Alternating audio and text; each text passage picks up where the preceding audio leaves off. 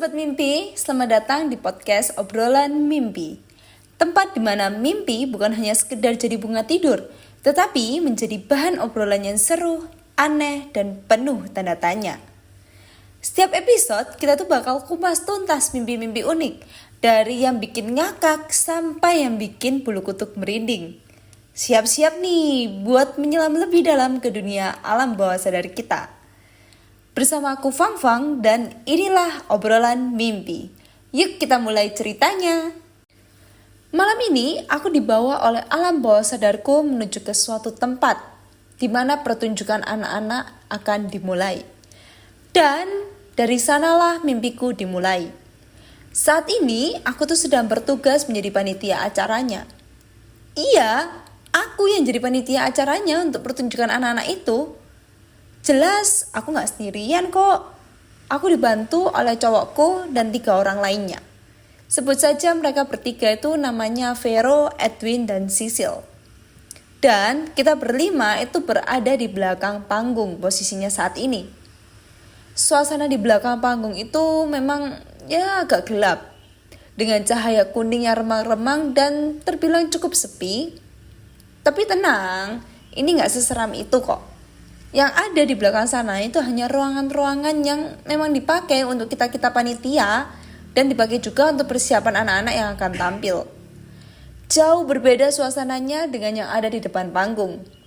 Ya mungkin karena sudah banyak orang juga ya yang duduk di sana. Dan ditemani juga dengan cahaya terangnya lampu kuning. Saat pertunjukan anak-anaknya itu dimulai, kita semua itu sibuk dengan tanggung jawab kita masing-masing. Aku yang bertugas untuk mengumpulkan anak-anaknya yang akan tampil berikutnya dan memastikan bahwa mereka itu sudah ready di belakang panggung, tapi nasib itu berkata lain. Ternyata masih ada 3 orang anak yang masih belum ikutan kumpul.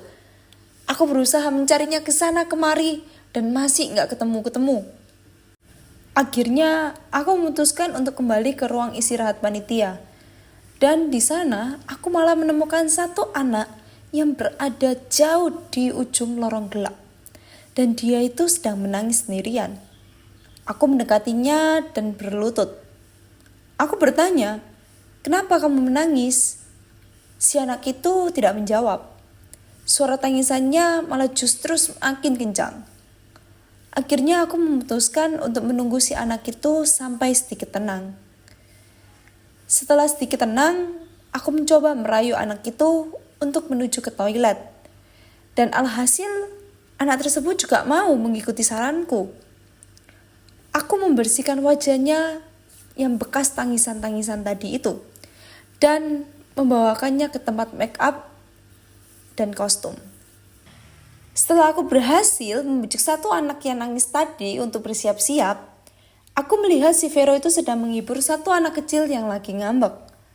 Karena penasaran, aku hampiri mereka. Dan benar aja dong, anak ini salah satu anak yang sedang aku cari. Anak tersebut tuh lagi ngambek karena dia tuh emang gak mau naik ke atas panggung. Mungkin dia punya trauma atau demam panggung gitu. Tapi di sisi lain, aku sama Vero pun juga kebingungan cara untuk membujuk anak ini itu gimana. Dan datanglah si Edwin, pacar dari si Vero. Si Edwin ini itu memberikan satu permen lollipop ke Vero. Lalu Vero itu mencoba untuk memberikan lollipop ini ke anak yang sedang ngambek tersebut. Untungnya si anak ini itu mau menerimanya. Ya walaupun wajahnya itu masih sebel sama kita-kita karena memang kita suruh untuk tampil. Tugasku tinggal mencari satu anak lagi yang masih belum ketemu. Di perjalanan, pacarku malah mengajakku untuk istirahat dulu ke ruangan panitia, tempat kita berlima itu berkumpul. Pacarku menyuruhku untuk duduk di sebuah bangku dan memberikanku makanan dan minuman. Ya karena aku terlalu sibuk ya mencari 3 orang anak tadi, aku tuh sampai kelupaan untuk makan. Dan gak lama kemudian, si Vero, si Edwin, dan Sisil pun juga menyusul ke ruangan tersebut. Aku sempat curhat ke pacarku tentang satu anak laki yang masih belum aku ketemui. Tapi pacarku tambah bilang gini, santai aja, nanti juga bakal ketemu kok. Tapi aku mikir, bakal ketemu di mana coba? Ya udahlah, yang penting sekarang aku makan malam dulu sambil beristirahat sejenak. Jujur, saat dalam ruangan, aku sama pacarku emang mesra. Ya karena mungkin love language-nya kita itu physical touch ya. Jadi aku suka banget megang-megangi tangannya pacarku sambil menghabiskan waktu istirahatku ini. Selesainya dari istirahat, aku langsung bergegas mencari satu anak yang masih belum ketemu. Aku sampai naik ke eskalator yang lokasinya tuh berada jauh di belakang. Dan menemukan satu ibu-ibu yang memang sedang menggendong anaknya. Aku mengamatinya dari jauh karena takut mengganggu. Sambil aku memastikan, bener gak sih ini anak yang sedang aku cari? Aku melihat anak itu yang sedang tidur pulas di gendongan ibunya. Dan pas aku lihat-lihat lagi, wajahnya memang benar anak yang sedang aku cari. Aku mencoba mengobrol dengan ibunya dan memberitahukannya kalau anak tersebut itu harus segera siap-siap karena pertunjukan akan segera dimulai. Tanpa berpikir panjang, si ibu ini akhirnya mau mengikuti aku.